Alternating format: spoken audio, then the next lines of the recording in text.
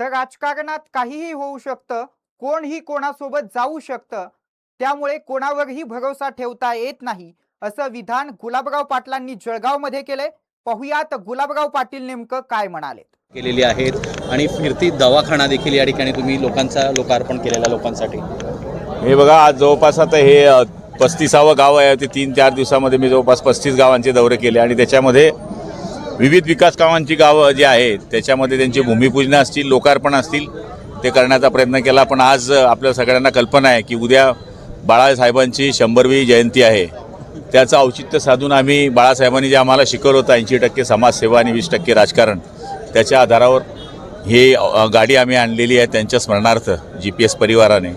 त्याच्यामध्ये कॅटरेक्टचे पेशंटला आम्ही तपासू, खेड्यामध्ये जाऊन ते कलेक्शन करून आम्ही त्यांना इथे आणू आणि पनवेलला नेऊन त्यांचं ऑपरेशन करू, असा आमचा मानस आहे. मतदारसंघामध्ये एकही बाई किंवा माणूस हा मोतीबिंदूचा राहू नये, त्याच्यामुळे आमचा हा प्रयत्न आहे. आणि मला तरी असं वाटतं की आज जनतेचाही प्रतिसाद त्या पद्धतीने आपण पाहिला की लोकांना जे हवं आहे ते करण्याचा आम्ही प्रयत्न करतोय. ब्रेस्ट कॅन्सर बाळासाहेबांची जयंती आहे, शिवसेना एकत्र नाही होण्यास काही दुःख वाटतंय का? हे बघा, बाळासाहेबांचे विचार आमचे एकत्रच आहे. त्यांचे विचार काय असले आम्हाला माहीत नाही, पण ते पण बाळासाहेबांच्या विचारावर चालत आहे, आम्ही पण बाळासाहेबांच्या विचारावर चालतो. पण काही गोष्टी कशा घडल्या ते राजकारणामध्ये मला जायचं नाही. पण आज मी जे उभा आहे, मी मंत्री जो म्हणून उभा आहे, तो फक्त बाळासाहेबांमुळे उभा आहे. त्यामुळे बाळासाहेब हे सगळ्यांचे दैवत आहे आणि मला तरी असं वाटतं सगळ्यांचं दैवत असल्यामुळे विषयच येत नाही. रवींद्र चव्हाण यांच्या विरोधामध्ये या ठिकाणी मनसे आणि शिंदेगड एकत्र आलेला आहे कल्याण डोंबिवलीमध्ये. काय सांगता? कल्याण डोंबिवलीमध्ये काय झालं हे त्यांनाच माहीत आहे. त्यांनी कसे एकत्र आले, काय आले, हा त्यांचा विषय आहे. आणि काही लोक विकासाकरता सुद्धा स्थानिक आघाड्या करत असतात. एखाद्या वेळेस त्यांनी विकासाकरता हा प्रयत्न केलेला असावा. संजय राऊत म्हणतायत की पुन्हा सर्वोच्च न्यायालयात पक्षांतरा संदर्भाची तारीख चालली ती पुन्हा एकदा पुढे ढकलली गेलेली आहे आणि यालाच न्यायालयाने माती खाल्ली आहे, असं संजय राऊत म्हणतायत. हे बघा, न्यायालयावर आपण बोलणं योग्य नाही. आता ते सरन्यायाधीशचे न्यायाधीश असतील तर मला माहीत नाही. भाऊ दोघं शिवसेना एकत्र येण्याची चर्चा आहे. काही नेते आहेत, मंत्री आहेत, ते घर वापसीचं चर्चा चालू आहे. त्यात आपलं पण देखील नाव समोर येत आहे.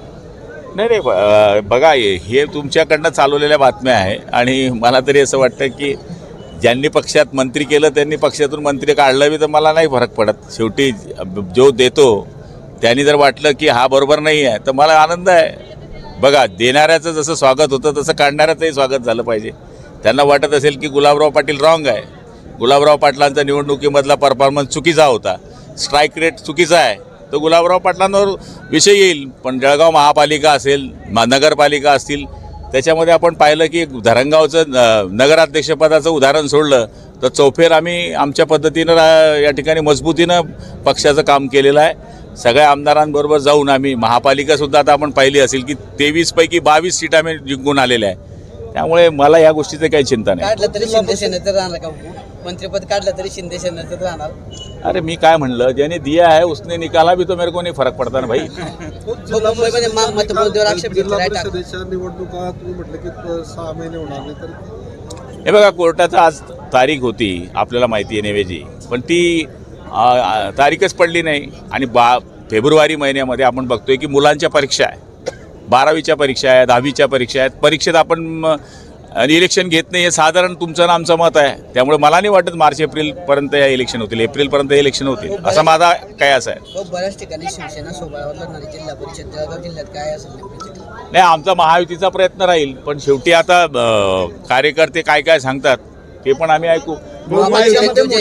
आपले चिरंजीव जे आहेत प्रताप पाटील हे भावी जिल्हा परिषद अध्यक्ष असं बॅनर लागलंय बघितलं. हे बघा, कार्यकर्त्यांनी अध्यक्ष उपाध्यक्ष मला उद्या मुख्यमंत्री पण म्हणून टाकतील. त्या प्रेमाचे पोटी काही लोक लावतात, पण तो या गटामधून जिल्हा परिषद लढेल याबद्दल वादच नाही आहे. महानगरपालिकेचा जो फॉर्म्युला होता तुमचा बिनविरोधचा, तो जिल्हा परिषदेला कायम राहणार आहे का? असू शकतो. ठाकरे गटाने आक्षेप घेतलाय बुवा.